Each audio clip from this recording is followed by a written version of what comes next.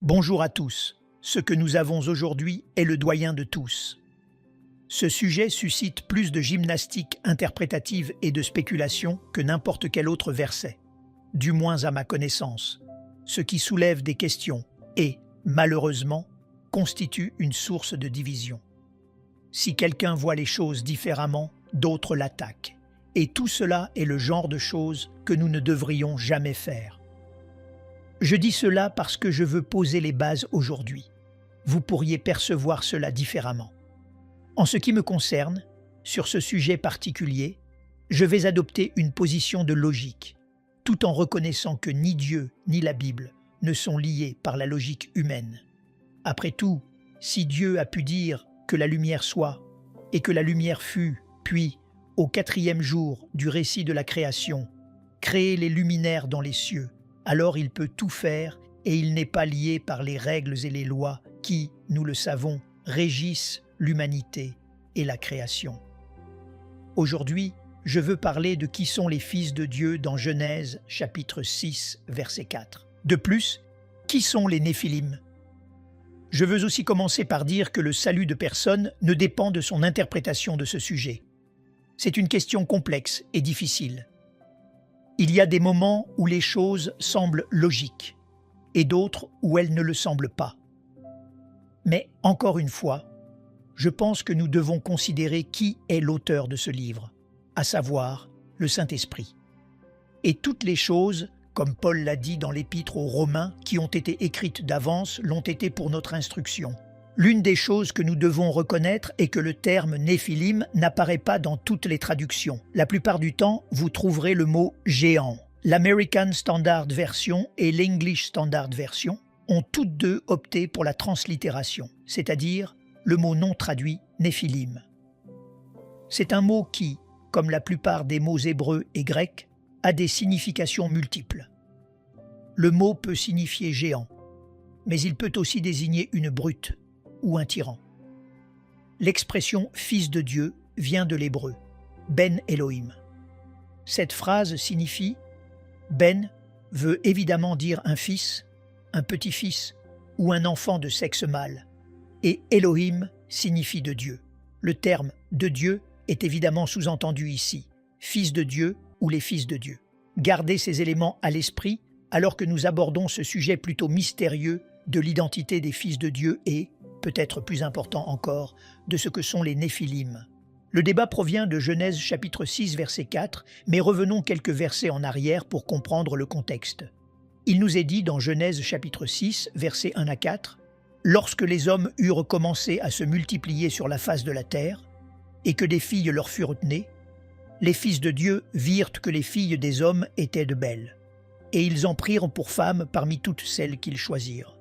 Alors l'Éternel dit, « Mon esprit ne restera pas à toujours dans l'homme, car l'homme n'est que chair, et ses jours seront de 120 ans. » Les géants étaient sur la terre en ces temps-là, après que les fils de Dieu furent venus vers les filles des hommes, et qu'elles leur eurent donné des enfants. Ce sont ces héros qui furent fameux dans l'Antiquité. Gardez cette phrase à l'esprit. Quand les fils de Dieu sont venus et ont eu des relations sexuelles avec les filles des hommes, et qu'elles leur ont donné des enfants, ces enfants nés étaient les hommes puissants de jadis, des hommes de renom. Encore une fois, certains, peut-être même la majorité, voient dans les fils de Dieu des représentants d'anges déchus. Ils utilisent à la fois le livre de Job, le livre le plus ancien de la Bible, et l'épître de Jude, le livre juste avant l'Apocalypse de Christ, écrit par l'un des demi-frères de Jésus, pour étayer leur thèse. Arrêtons-nous d'abord sur Job. Il nous est dit au chapitre 1, verset 6. « Or, les fils de Dieu vinrent un jour se présenter devant l'Éternel, et Satan vint aussi au milieu d'eux. » Il semble assez clair que l'expression ici se réfère aux anges, Satan étant lui-même un ange créé, et le fait qu'il vienne au milieu d'eux semble impliquer qu'il était de la même nature que ceux avec qui il est venu. Le point faible de cette thèse, je pense, se trouve dans Hébreux chapitre 1 verset 5 qui dit « Car auquel des anges Dieu a-t-il jamais dit « Tu es mon fils, je t'ai engendré aujourd'hui » et encore « Je serai pour lui un père, et il sera pour moi un fils ». Je ne l'ai pas inclus dans notre temps de parole aujourd'hui, Mais Proverbes chapitre 30, verset 4, parle du Dieu qui a créé toutes choses, puis pose la question: quel est son nom et quel est le nom de son Fils? Cela semble impliquer que Dieu ne désigne aucun ange comme son Fils. Et les Proverbes nous disent qu'il n'en a qu'un seul. Il a un seul Fils. Donc, là encore, même si dans Job chapitre 1 verset 6, nous voyons cette formulation très intéressante de Satan se trouvant parmi les fils de Dieu, je ne suis pas certain que nous puissions affirmer que Dieu désigne ce royaume angélique comme ses fils ou ses enfants. Ce que nous savons d'après Jean chapitre 1 verset 12, c'est que à tous ceux qui l'ont reçu, il a donné le pouvoir de devenir enfants de Dieu. Donc, je ne sais pas. Et encore une fois, parce que c'est un sujet tellement débattu et qu'il y a des gens formidables qui soutiennent les deux interprétations principales de ce passage. Mais c'est probablement la position la plus largement partagée. Des anges auraient eu des rapports sexuels avec des femmes et auraient créé une race de super-êtres connus sous le nom de Néphilim. Jude nous dit aussi au verset 6 qu'il a réservé pour le jugement du grand jour, enchaînés éternellement par les ténèbres, les anges qui n'ont pas gardé leur dignité, mais qui ont abandonné leur propre demeure. Ceci est souvent utilisé comme un texte de preuve pour Genèse chapitre 6, verset 4, se référant aux anges déchus, ou comme on peut le traduire, les déchus. Encore une fois, la faiblesse de l'utilisation de ce passage pour interpréter Genèse chapitre 6 est que Jude ne fait aucune référence au fait d'avoir fécondé les filles des hommes. Il mentionne simplement l'abandon de leur demeure. C'est ce que signifie le mot « demeure » ou leur place légitime. Un tiers des anges ont fait exactement cela. Ils ont suivi Satan. Il est tout à fait possible que ce soit une référence à Genèse chapitre 6, mais selon mon opinion, je pense que c'est un argument fragile. Je ne pense pas que ce soit une preuve du tout. Je pense que cela nécessite une certaine extension du texte pour le faire correspondre à ce qui est réellement rapporté dans la Genèse. Je dis cela parce que le mot « domaine » signifie « lieu ou rang ». En d'autres termes, ils ont quitté leur place et leur rang légitime au sein du royaume de Dieu, leur demeure, et l'ont abandonné. Et Dieu les a mis dans des chaînes éternelles jusqu'au moment du jugement. Et nous savons que la Bible nous dit qu'un jour, nous jugerons les anges. Encore une chose. Dans Matthieu chapitre 22, verset 30, il nous est dit « Car à la résurrection, les hommes ne prendront point de femmes, ni les femmes de mari, mais ils seront comme les anges de Dieu dans le ciel. » Certains aiment argumenter que, puisque cela stipule clairement que les anges ne se marient pas, cela concerne les anges au ciel, mais que cela ne signifie pas que les anges déchus ne le feraient pas. Car après tout, ils ont quitté leur place légitime. Ce sont des anges déchus qui ont quitté le ciel, sont venus sur terre, ont vu que les filles des hommes étaient belles, les ont prises pour femmes et ont créé cette race de géants ou de Néphilim. C'est l'une des deux interprétations majeures concernant l'identité des fils de Dieu. Et les Néphilim seraient nés de cette procréation anglo-humaine. Des anges déchus seraient venus sur terre, se seraient mariés et auraient fécondé des femmes qui auraient donné naissance à une race de géants maléfiques, ce qui aurait poussé Dieu à les détruire ainsi que la terre par un déluge. Encore une fois, Genèse chapitre 6 se situe évidemment avant le déluge, et nous savons qu'il y avait ces géants répertoriés avant et aussi après le déluge. 2 points sont à noter, et c'est là que la logique intervient, du moins pour moi, à savoir que tous les anges que nous connaissons sont de sexe masculin. C'est ici que je dois spéculer un peu et poser cette question particulière. Si tous les anges que nous connaissons sont des mâles, pourquoi Dieu donnerait-il des capacités reproductives à ceux qui n'en auraient jamais besoin? Les anges ne se marient pas, ils sont tous des mâles. Pourquoi Dieu ferait-il cela? Pour moi, cela semble s'écarter du fait que Dieu ne fait jamais rien de confus, de discutable ou d'irrationnel, même si cela peut, dans notre esprit, dépasser la logique.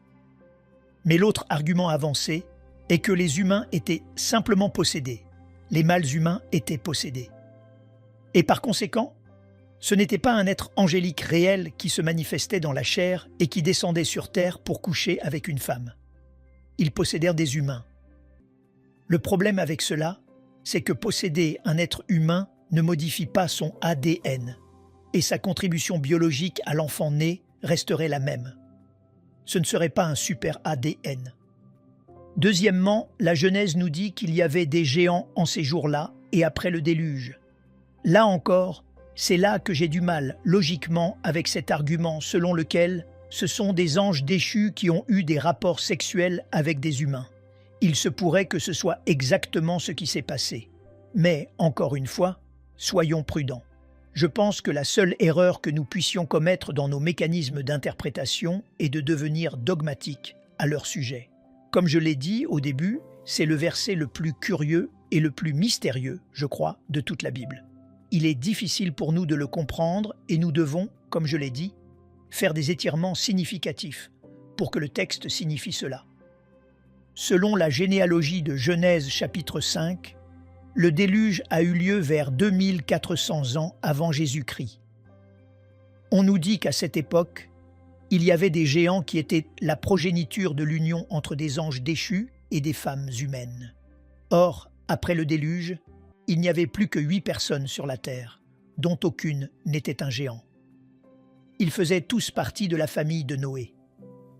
Et pourtant, dans Nombre chapitre 13, verset 33, il nous est dit « Et nous y avons vu les géants », ce qui, encore une fois, pourrait signifier des brutes et des tyrans. Enfants d'Anak, de la race des géants, nous étions à nos yeux et aux leurs comme des sauterelles. C'est le rapport des espions sur le pays de Canaan adressé à Josué. Voici la clé, et c'est là que je dis que, pour moi, en regardant cela à travers un prisme logique, cela se passe 1000 ans plus tard. Alors, d'où venaient ces géants? D'où venaient les fils d'Anak? Et qu'en est-il de Goliath, qui mesurait 9 pieds 6 pouces et qui vivait 400 ans après le rapport de Nombre chapitre 13 sur les fils d'Anak et les géants dans le pays? Jude dit que les anges qui ont quitté leur propre demeure ont été enfermés jusqu'au moment de leur jugement. Alors, d'où venaient les géants d'après le déluge? Cela nous amène à l'autre école d'interprétation primaire, à savoir que les fils de Dieu se réfèrent aux descendants de Seth. Souvenez-vous de l'incident entre Caïn et Abel. Caïn s'est levé contre son frère et l'a tué, parce que la conversation qui a eu lieu dans Genèse chapitre 3 verset 15 était encore fraîche dans l'esprit d'Adam et Ève, ainsi que, de toute évidence, pour tout autre enfant qui aurait pu être né à cette époque. Nous ne savons pas qui étaient tous les enfants d'Adam et Ève, mais après la mort d'Abel, un fils est né, et son nom était Seth, ce qui signifie « accordé » ou « désigné ». Il semble donc qu'Adam et Ève pensaient que ce serait le fils désigné qui écraserait la tête du serpent, et le serpent lui blesserait le talon. Un groupe croit que les descendants de Seth sont les fils de Dieu. Les filles des hommes, selon cette interprétation particulière, se réfèrent aux filles de Caïn qui étaient mauvaises comme leur père. La faiblesse de cette thèse est que le mariage de deux groupes spirituellement opposés ne pourrait pas être la cause d'un groupe physiologique de géants complètement différents. Cela n'a aucun sens. Donc, encore une fois, je pense que c'est probablement un indice qui pousse vers l'union avec les anges déchus, même si je pense que cette thèse présente aussi des faiblesses majeures. Les deux positions pourraient en réalité être erronées et signifier quelque chose que nous ne comprenons pas encore. La réponse à cela, pour ceux qui sont dans le camp de Seth, ceux qui croient que les fils de Dieu désignent les descendants de Seth, est que l'explication pour les géants réside dans la proximité étroite avec la création initiale et la perfection génétique quasi totale, ce qui faisait qu'ils étaient des gens géants à cette époque.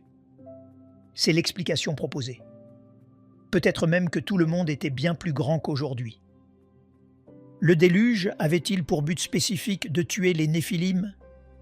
Si c'est le cas, d'où venaient les Anakim et Goliath? Nous devons également examiner quelles étaient les raisons réelles du déluge.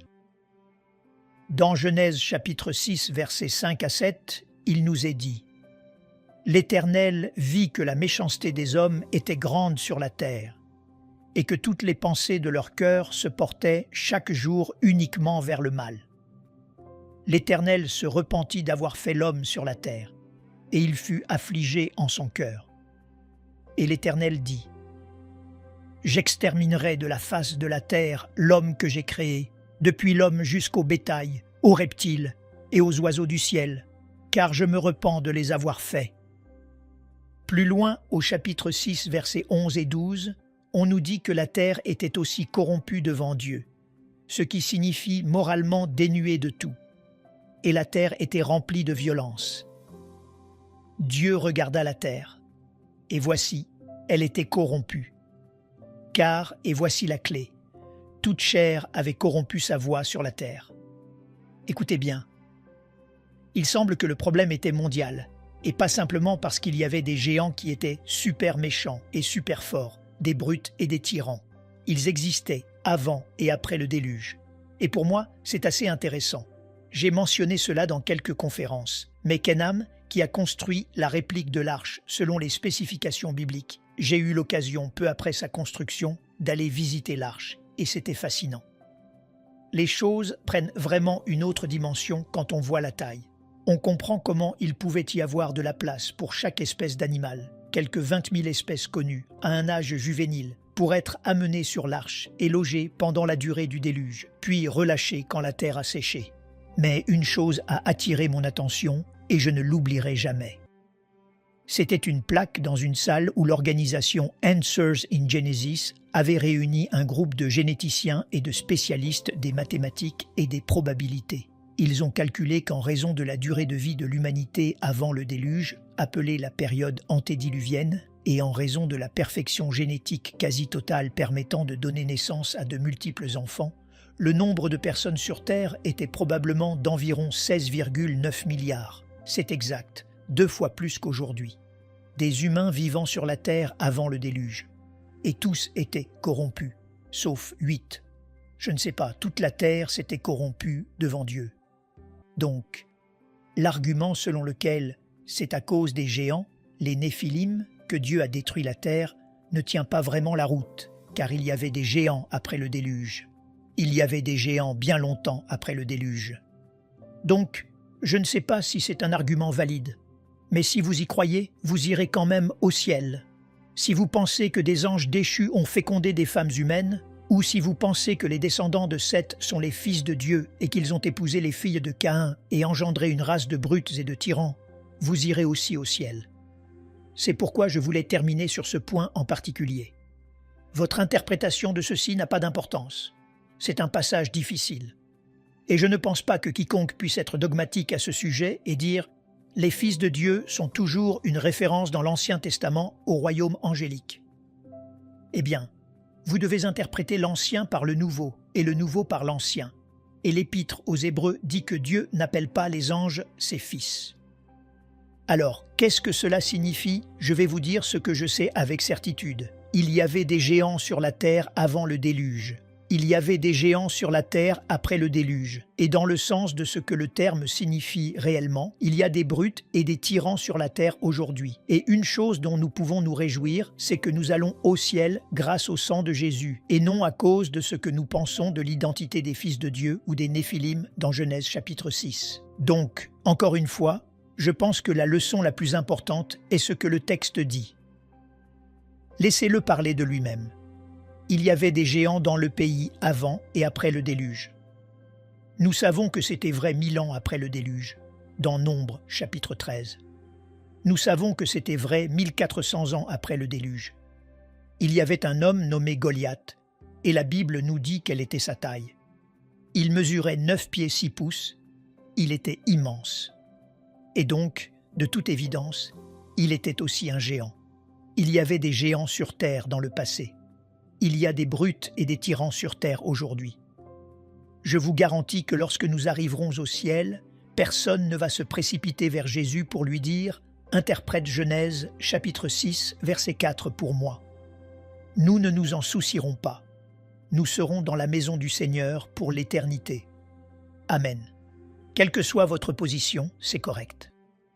Si vous pensez que des anges sont tombés, j'ai, comme je l'ai dit, du mal avec cela, parce que cela semble un peu contraire aux complexités de toute la création et à la façon dont le soleil se lève, au processus de photosynthèse. Il semble que rien ne soit gaspillé.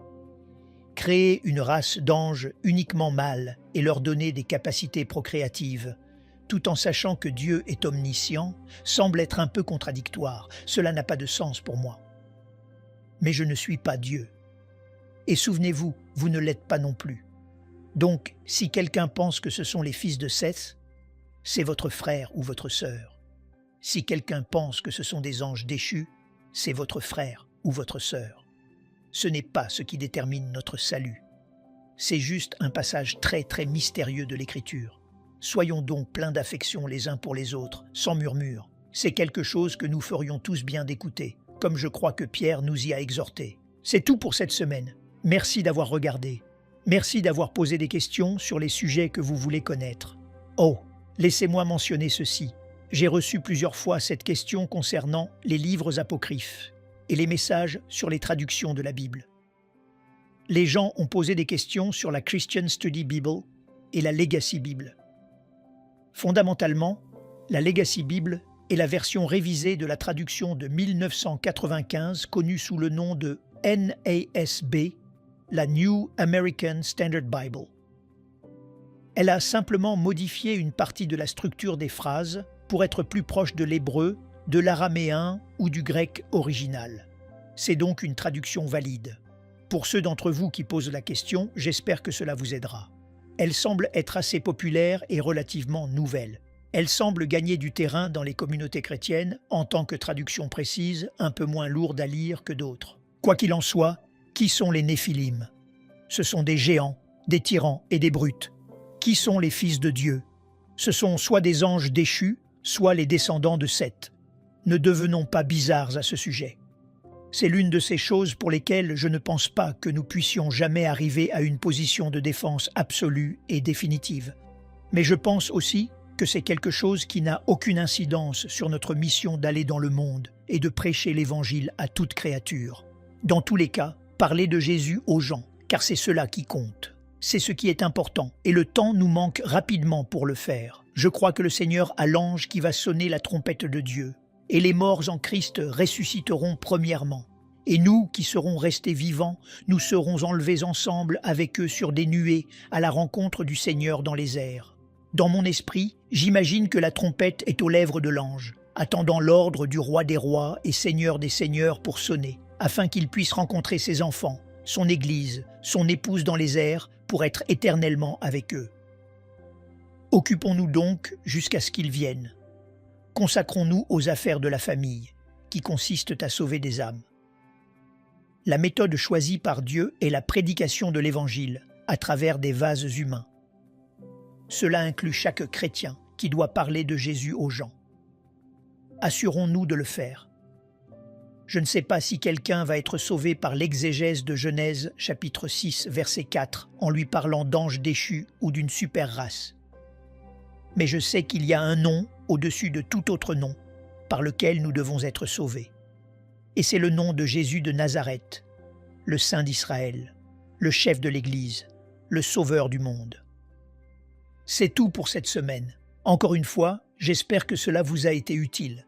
Je n'ai peut-être pas apporté de réponse décisive, mais comme je l'ai dit, je pense qu'il y a des lacunes dans les deux interprétations. Alors, peut-être que les deux sont fausses et que la signification est tout autre. Mais de toute façon, cela n'a aucun impact sur l'amour d'une personne pour le Seigneur et sur la capacité du sang de Christ à couvrir ses péchés.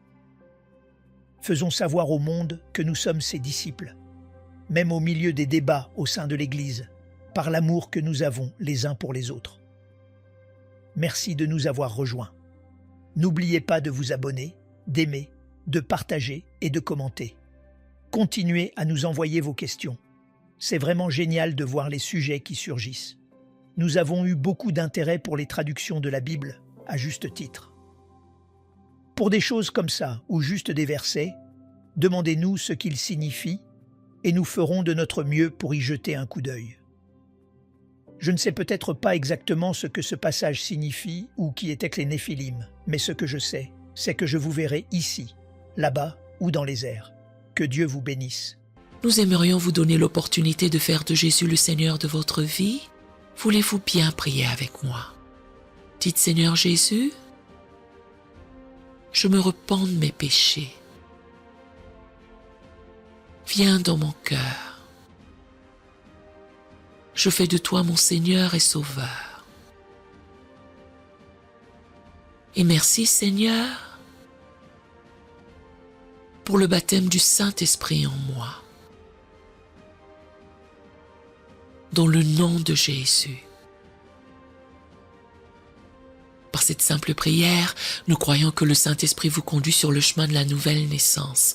Allez dans une bonne église dont le fondement est la parole de Dieu, passez par les eaux du baptême et donnez à Dieu la première place.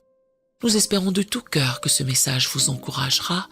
Si vous connaissez quelqu'un qui puisse être encouragé, s'il vous plaît, envoyez-le lui pour nous aider à atteindre plus de gens et à propager l'Évangile. Édifions le corps de Christ ensemble. Appuyez sur la cloche des notifications et merci infiniment de nous soutenir en vous abonnant à notre chaîne. N'hésitez pas à laisser vos requêtes de prière dans la section des commentaires. Sachez que même si vous ne voyez pas de réponse à votre requête, que ce soit sur YouTube, email, Facebook ou sur Messenger, nous avons prié pour vous.